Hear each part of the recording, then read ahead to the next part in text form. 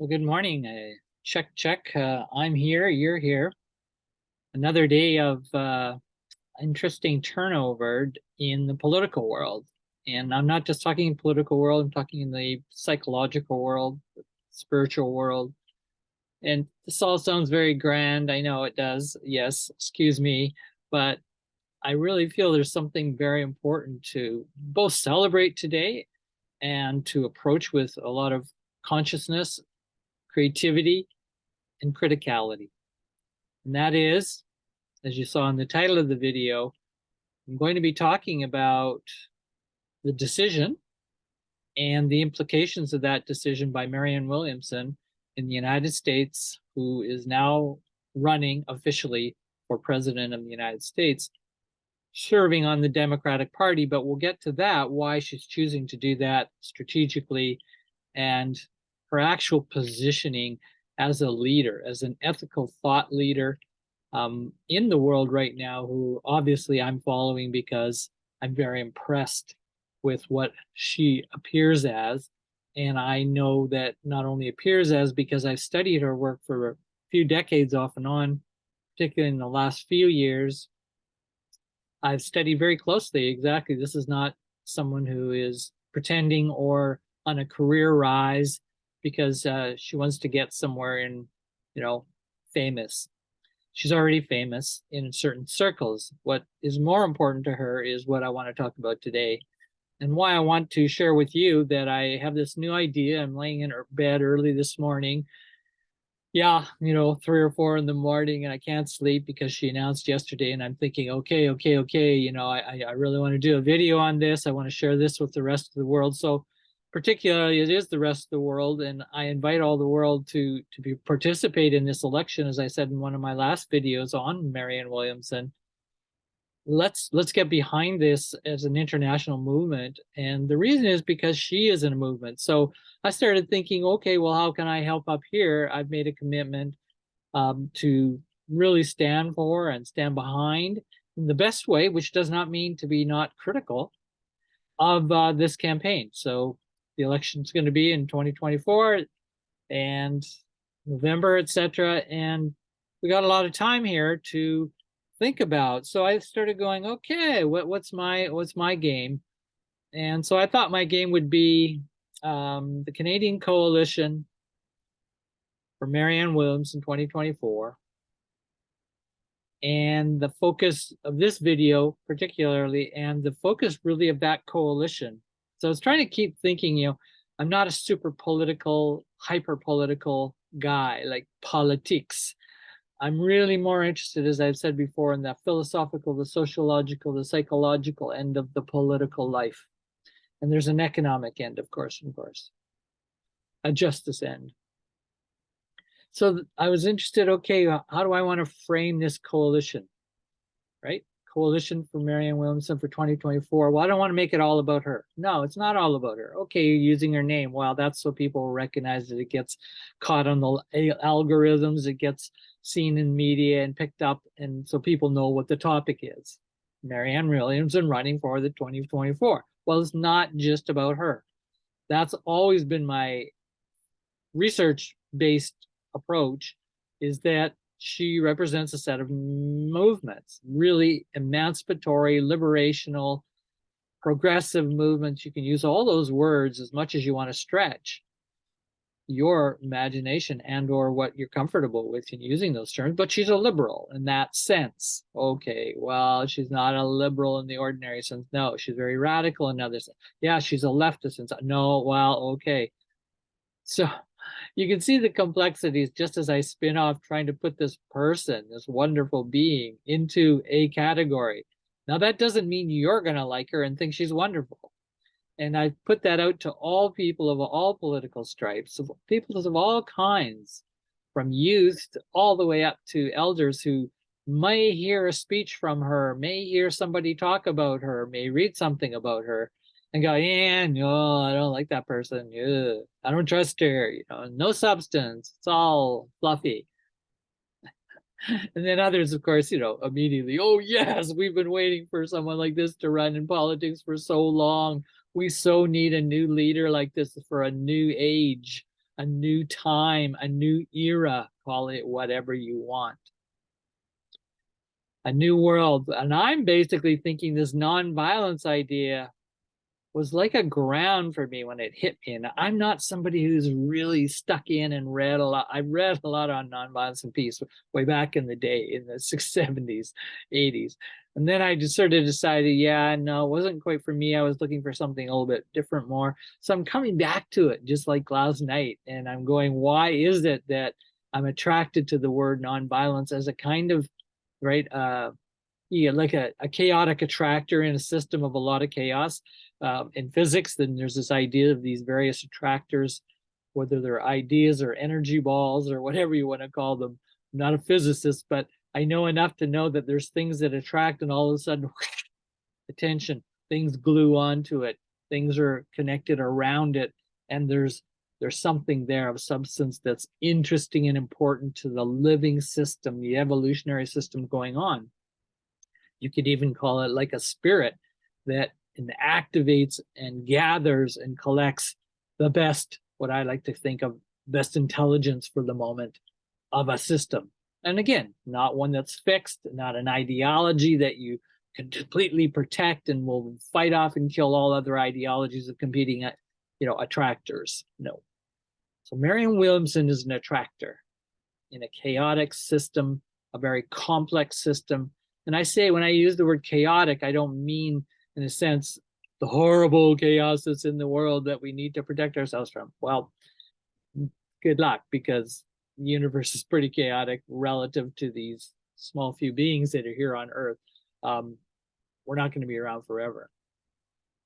The point of a coalition is to gather people with some similar attraction, right? So that's the idea. And so I'm using the word nonviolence as part of this Marianne Williamson coalition, Canadian perspective. I'm just focusing on Canadian. Of course, I'm interested in international connections. So please, folks, do come if you're interested in talk with me, or we'll collect and put our energies together on what we can create and attract to support the movement. And it's really a bunch of movements that Marianne Williamson stands for. So let's get down to a few basics of what's happened. So you're wondering, why is Michael ranting and ranting here? Well, I've been following her for, like I say, throughout the entire 2020 run that she made for the presidency and did not get very far. She got pretty far. Then I wrote a book on it and have published that book, which I will show you in a moment, on the whole phenomenon. And I'm interested in how her ideas, her attraction, her movements that she represents are impacted in how the society today, particularly in America, but North America, forms and pushes and co-creates with her to make this phenomenon. So she's not creating all her problems. She's not creating all her solutions to the world and how to live in a better, healthy society, right? That I'm going to just call a non-violent world. She's not against using that term. She aligns with it in many ways. And I'll get to examples of how she does that. But the real key thing for me was, I think that nonviolence word overcomes the problems of focusing too much on other words, like non-racist, right? Non-capitalist, da-da-da. So non-elitist. We could use those words, and she would definitely align with all of those nons. But then you gotta look at nonviolence, and I go, that's where, to me, she's a different leader. There are many leaders that talk about those other nons. And there's many leaders, that are progressive in various ways. But what is so unique, and why I think she's touching a really unique chord, and I ask you to just think and open to that possibility of this chord, this attracting connection to the nonviolence movements that have been on the planet Earth throughout its history, and certainly, of course, the ones that we're most familiar with, the most famous probably being the Mahatma Gandhi Satyagraha movement in India to push out British rule, more or less, never fully successful to get the colonizers out, but wasn't a very powerful movement. And it was a model for many other struggles for people's searching for liberation. And of course, there's others who search for liberation, and they will use violence, and they will use any tactic needed in the end to push their particular ideology, and they will still call themselves liberating themselves. So many different definitions of liberation. So that's one of the things this coalition for the Marianne Williamson 2024 is that if she became president, and that is not the goal of all goals here in the game, the goals and aims is, yes, it'd be great to be president, and yes, let's get this movement through her presidency bid as a way to really increase our education, our knowledge, our awareness of the importance of nonviolence. Another word would be non-hurting. Another word would be non-traumatized. So when I say non-traumatized, a word that's getting around today, Myth of the Normal, that is a book, right, by Gabor Mate. Subtitle is Trauma, Illness, and Healing in a Toxic Culture. This is the same kind of work that's coming in Marianne Williamson's initiative, is we have to say the world as normal, even somewhat, left of normal, right of normal, whatever, is not enough to get us through the complex problems and the mess of violence that is going on today. Violence, trauma, hurting, right? You could substitute those words. Nonviolence is the one that has the most tradition. It's a long-term tradition of a word going back, to the 18th, 19th century, certainly in America, if not back further. Think of the Quakers movements, for example, and how important they were in American politics. Many examples. I'm not a historian, expert, not trying to be, but I do know that that is a good collector, attractor term. So I stand for that because my whole life, I'm not going to go into big bio here, but my whole life has been, since I was in my early 30s, was to do my own healing. And I realized how injured, in many ways, wounded I was by not just my parents. No, this is not a blame the parents, but the society. No, this is not just a blame the society or the toxic culture, but by the actual design of a world that I didn't create when I was born and raised here, nor did you, if you're in the same generations as me or even younger, but that we have inherited, and that every systems that most people will agree are showing this system is not working. And it's not just some idiots over there or over there that are causing the not working. Some people believe that. They believe it is just those few that are causing all the problems. And so that is not what Marianne Williamson stands for in her presidency. So give you an example of how different she is, how she is not normal, and she's not functioning in the normal speak. So she finally threw in her cap yesterday, said that, yes, I'm running for the president finally on March 4th. So I'm just tuning you in if you want to check on the internet. March 4th, Marianne Williamson is giving a big speech. I can't remember where it's going to be, in Washington, I believe.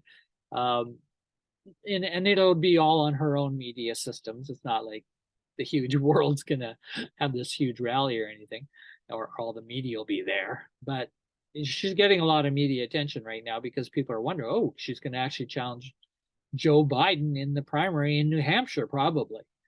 She hasn't given the fine details for that, but that's what most of the analysts are saying, and she's indicated somewhat the same. March 4th. But why she's basically going into a very not normal, not abnormal, pathological, as some people want to make that immediately because it's not normal, is she's saying, oh no, there's a better normal. In the sense, there's a better natural, there's a better healthy way to go. Gabor Mate, the great psychiatrist, doctor, has said the same thing about our society that's become so addicted and toxic and really is hurting, is really violent in many ways. So we're trying to redo this design for a non-violent society. And so she's in an interview right after, right, her announcement. Fox News calls her. This is how, like, a very conservative channel, Republican oriented, etc., And they want to interview her, Jesse Waters. And, you know, he's a little bit more moderate, I think, on that series of interview programs. He's pretty interesting. He's interviewed her before in the past, in the 2020 election series. And he asks her, you know, one of the questions was, so you're going to be fighting Joe Biden in the, you know, the primary. How are you going to beat him? You know, this is a classic media when you got 3 or 4 minute soundbite. They want to set up the wrestling match, right? World wrestling and the great drama. And this is what the audiences are all going, yeah, how are you going to smash them? You know, and this is what you just see all over the internet. So and so smashes so and so in an argument and beats them, defeats them, destroys them. And this is just so, as you can feel, this immense juvenile wounded energy that we want to get out, so much aggression. And that aggression is because we have been violated in our life. And that's how we cope with it. And we don't have to deal with the pain and really feel it when we can try and project that hurting on watching others, you know. Oh yeah, fight them, hit them, kill them, you know. And we watch children do this at schools, like massively. They quickly do that too. And it's because then they don't have to feel their pain of being beaten up. We've all been beat up, is what Marianne Williamson more or less is saying. But she goes into answering his question by saying, oh, I know that's what all the corporate media wants. I know that's what the government wants. They want us all, when we're running for politics, to talk about, you know, the big battles and the big fights and who we're going to defeat and how we're going to defeat them. So I'm not going there. I'm not playing that game. And she really does see it as a very immature game where the whole political corporate media complex and government complex with that, you know, want to keep us in this very immature way of thinking. So another word for her is she ups the game to, no, we're going to have a mature conversation. And then we're going to talk about real ideas that are really important. So she says, you know, the real conflict going on, the real problem is not between the parties, the left and the right. It's not between, you know, the divisiveness within the Democrats like me and Biden or whatever. She says the real problem is that we have very few elite people in this world who are controlling government. And a lot of it's being controlled by corporate powers, right? Billionaires, and so on. She says that is the polarization. That's the gap between basically the super rich and the poor. Now, you can interpret that in much finer grain. And when you read her policies, which she always has substance for her policies, she had a great website in 2020. She'll probably have a really even better one in 2024. But that's in the early, we're still there. We're not there yet. She'll put her website up and you can look at her very distinct policies. Agree or not agree, but she knows what she's doing. She's done her research and she's got a lot of people working for her doing that. But that's what she wouldn't play the game with Jesse Waters, and he didn't really know what to say. And then he keeps even pushing further, and he's got a couple minutes left, and Marianne's trying to talk about more complex things of the problem of why we have so many people who do not have basic health care in the United States, why student loans debts are running youth under the table before they even get finished a degree, never mind it discourages so many to even go into getting a degree to end up with those kinds of loan problems in an economy that just right now is not providing the makeup funds and money for most people, right? This has been the collapse of the middle class, the upper middle class, even huge collapsing in the center between the very rich and the very poor. Never mind the health problems, mental health problems of children, which are one of our #1 strategies. So she wouldn't handle that with Jesse Waters in the interview. And then the next one he throws at her, he's got a couple of minutes left. He's rushing her, as they typically do in these soundbite interviews. And I just think this is just classic of how she'll respond. He says to her, well, how are you going to bring love, the politics of love, which is, you know, your promotion in 2020, and I see you're promoting it again, and you wrote a book about it. He says, if you were, you know, in 2022 right now, he knows 2022 right now, the world is in America is in such huge conflict.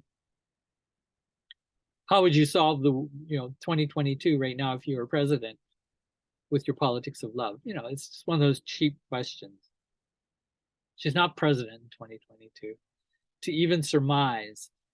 And she gives an answer that I wasn't particularly happy with and how she approached it. But really what she was really saying is, I'll approach all problems if I serve as a servant leader, an ethical leader for the American people. I will serve through nonviolence. Oh, I wish she would have said that to Jesse Waters. Then I would have loved to see what he would say. Because this love word, right, can be thrown, oh, you're a love, blah, blah, you believe in love. Oh, yeah, she does, but she sees love as the overcoming of and making decisions and choices that are not fear-based. Oh, yeah, that's why I'm following her. Now you know, the secret's out. Why is Mike Yale following Marianne Williamson? Why has he done that since the early 90s? Because Armika Fisher is a member, founder of the In Search of Fearlessness Project. I said Fearlessness Project. I know it's hard to hear, isn't it? It's hard to take those words in, that there's actually a project of emancipation for humans to not live in fear-based, violent-based, oppressive-based societies.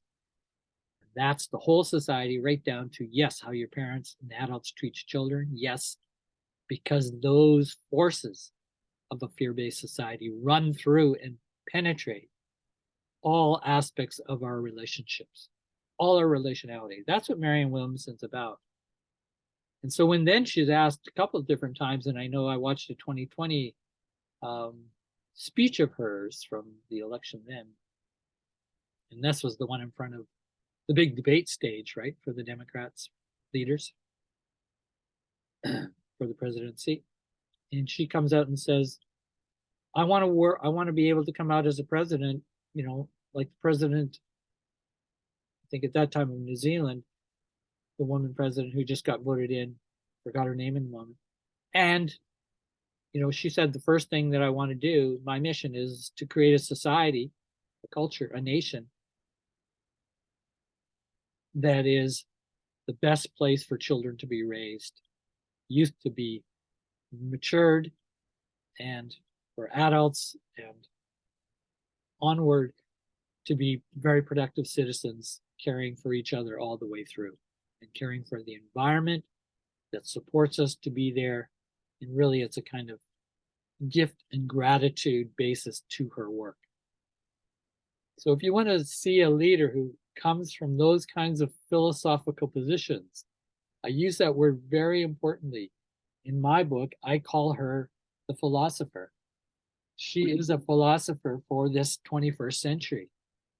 And this is, the book that I produced. I've showed it before in a few videos, so I won't take any more time on it. And she calls herself a few times in her own writing a philosopher. And of course, that's not what she's going to go around, saying that she's doing, but she's a philosopher of nonviolence.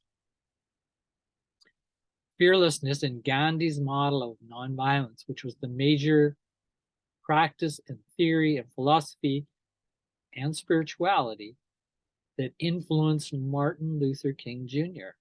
in the civil rights movement in a broad part of its operations, not all of the civil rights movement, not all of the Black struggle coalitions and forces were interested in nonviolence. We know that. But the massive one, the bigger one, and that Martin Luther King represented, obviously, as a Christian himself, love is the way. Fear is not the way.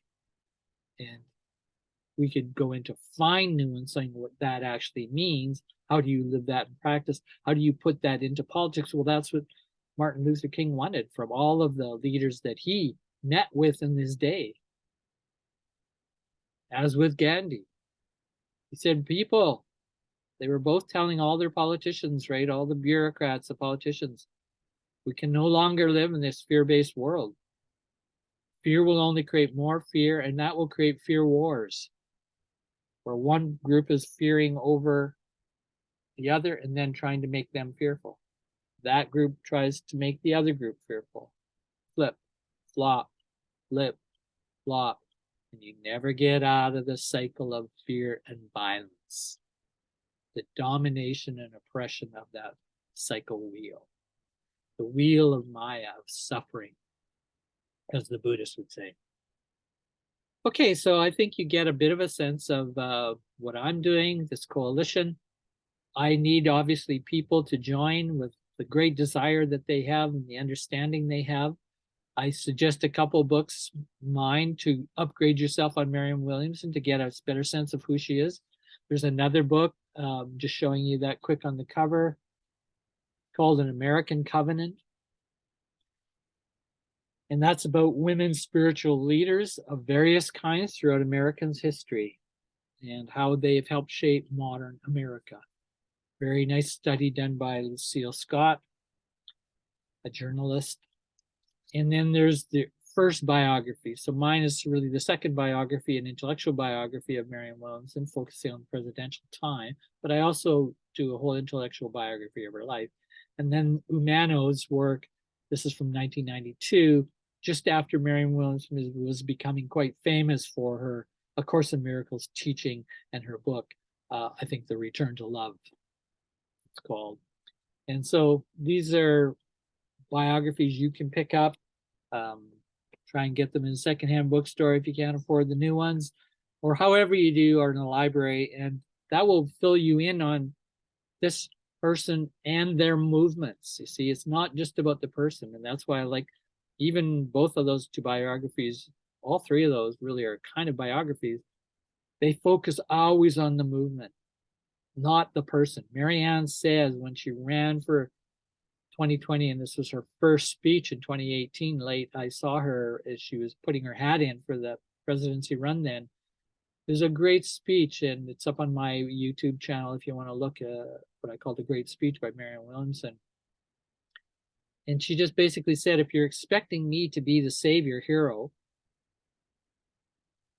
for you to fix the world, to fix America, forget it. That's what we've always expected. We vote people in, we go, oh, Obama's going to save us. Oh, so-and-so is going to save us. Trump's going to save us. Oh, this is not the democratic way. This is not the philosophical, spiritual basis way of creating a liberation of a society. It has to be from the grassroots. Yes, we can have leaders. They have to be connected in a very close, intimate relationship based on love, not fear. Oh, I'm so afraid. Will you please rescue me? Great leader. And then we'll do whatever you say. Well, that's the worst kind, right? It moves to fascism, totalitarianism. When that's what people give up, they give up their willingness to learn, to know, to be empowered, and say, we are the movement. We are the democracy. And we're in a constant learning process of how to make it better. That's your citizens that you want. That's what education systems ought to be nourishing in our young people, all people. Doesn't matter what political stripe your parents are or not. Doesn't matter if you're a homeschooler or not in the public, if you're in a public school system. If we do not do that, if we do not move away from that fear-based structuring of our thinking and our way of relating to each other, our hurting is making us do that. Marianne knows this. She knows people are hurting. And that's why in the interview with Jesse Waters in the last parts of it, you can just read between the lines. Everything she say would not play into his questions, the very typical political questions of aggression and fighting and polarization. And he's very Republican compared to her. And all of what she kept saying, no, I want the best of the Republican thinking. I want the best of the liberal, best of the conservative traditional, right? And the best of this future new world we're going into that is going to be very different than tradition. But you don't throw out the baby with the bathwater. This is her thinking, an integralist of my heart, and a holistic leader, as I've called her in other interviews. The last part of this talk today, what is it that people object to in Marianne Williamson? So When I put out to my network about 2 months ago, I said, looks like Marianne Williamson could run, and I'm very interested in her as a woman leader, particularly. She's Jewish, she's spiritual, she's a woman running. Could she be a leader of an entirely different kind? I was quite excited knowing she's going to try to run again. I put that out to my network because I was also watching a lot of women leaders coming up on very conservative, even very extremist fascist leaders in the world. Won't go into all that. That's on my various videos around Marianne Williamson, that if you listen to them, I'll talk about some of those other leaders. And I was very concerned with my group of people that were getting these really extreme rightists and not some balancing on the other side. Again, Marianne Williamson, not only on the left, that's what makes her beautiful, not an ideologist, not an ideologue, and not interested in being that kind of powerful authoritarian. But we do need to not let this right-wing fascist kind of leaders, women or men carrying the flag for that movement, it will destroy. It is very violent based and will use violence, and it will use it in all kinds of subtle ways, if not the overt way. We could do a huge critique of that. There's also extreme left, very violent. Same problems, that they're not interested in a perspective like a Marianne Williamson offers, with a deep psychological healing, transformational, integral perspective on how to really create a better world. The problem is, when I put it out to my network, a lot of people that I thought were very educated, strong women, feminists, a lot of them, most of them, and most of them didn't like her at all. I don't trust her. Somebody told me, she did too many drugs, dropped too much acid when she was in her 20s. I don't like her attitude. It was all about likes, like and dislike, right? This is what we do on the internet. We're always recording, I like, dislike, and then we stop thinking. And then we stop learning. What I most noticed in all the responses I got, wasn't a lot, but there was a handful. And they're all quite to the negative of supporting Marianne Williamson. And of course, they're hearing that I'm very supportive of it, and they've always respected my work. And I'm sure they're kind of going, why is he on to her? But they were not interested to build a coalition, right, of thinking. And I noticed because they weren't curious. They all had these pat answers, very short, very quick, not nuanced. And it was basically, I just don't like her. She's just tasteful to me. This is not about taste, folks. We're in such a mess as a society. We can't just go by, oh, I like the taste of that person. I like their style. Yeah. That aesthetic, thin taste of choice making about leaders who are going to impact your nation and the world. America as a nation impacts the entire world. That's why I said this is really an international project. When she is coming in to be a leader in America, that can change the whole world. So I've ranted about that. This is not just an American election. It's not just for Americans. So I've basically focused on be curious, learn, and that's what the Canadian Coalition for Marianne 2024, and I'm announcing it today. I will facilitate that the best I can. I have very limited resources. I need other people to help me organize that, put it together, and it's an educational location. It's not to cheerlead and win an election. There are many other people who will do that. And I'm very happy to say, in the last few weeks, watching the young people in America, particularly groups of very politically active young people in their 20s, 30s. Yeah, seriously. Did not happen in 2020 behind her. And they are there now. Why? Because Bernie isn't in the picture anymore. Bernie Sanders, right? For presidential leadership. And they're going, who's going to replace Bernie? And the left. So they're very leftist. Yeah, they are. but they have many podcasts, and they've built podcasts over the last political podcasts, and they're building them one right after another because they want to get their voice out in the digital world to many more young people who are listening. And they're doing political analysis the best they can. I don't always like everything they do, and I always don't like where they all come from, but I do like where they come from in the general sense. And their ambition and their interest and their critiques of Marianne Williamson have just been growing and growing and growing. And now they're even battling, certain kind of leftists versus other leftists.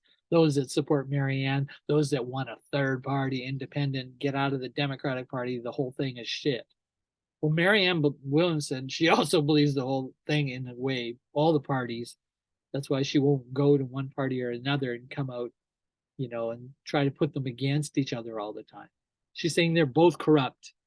And yes, both of them have some good elements and good people in them too. So I want to work with all of that. As a president, I can do some of that. And as a president, she's basically also saying, I will make a lot of executive orders using the presidential power due to her within the Constitution as a president. In other words, you can't always get everybody agreeing with a huge polarization that's still going to be around for a long time within the Senate, within the political bodies of voting in Washington. So just a little bit of a heads up here. You can see an announcement, a little bit of a critique to those who want to make these very quick decisions about Marianne Williamson. And I'm asking you just in simple terms again, it's not about Marianne Williamson alone. That is a very small part of what is going on as a phenomenon. Again, so reading these books I've suggested or articles, there's some good analysis on her. And then there's a lot of really crappy, superficial analysis and stereotyping of her as well. But you're out there as a learner. I am here to really help you, and this Canadian Coalition for Marianne Williamson is out there to help too. And can we raise funds and help Marianne's funding for her campaign? Because she's in now. We'll watch March 4th. We'll see exactly how she lays out what she's going to do, her campaign.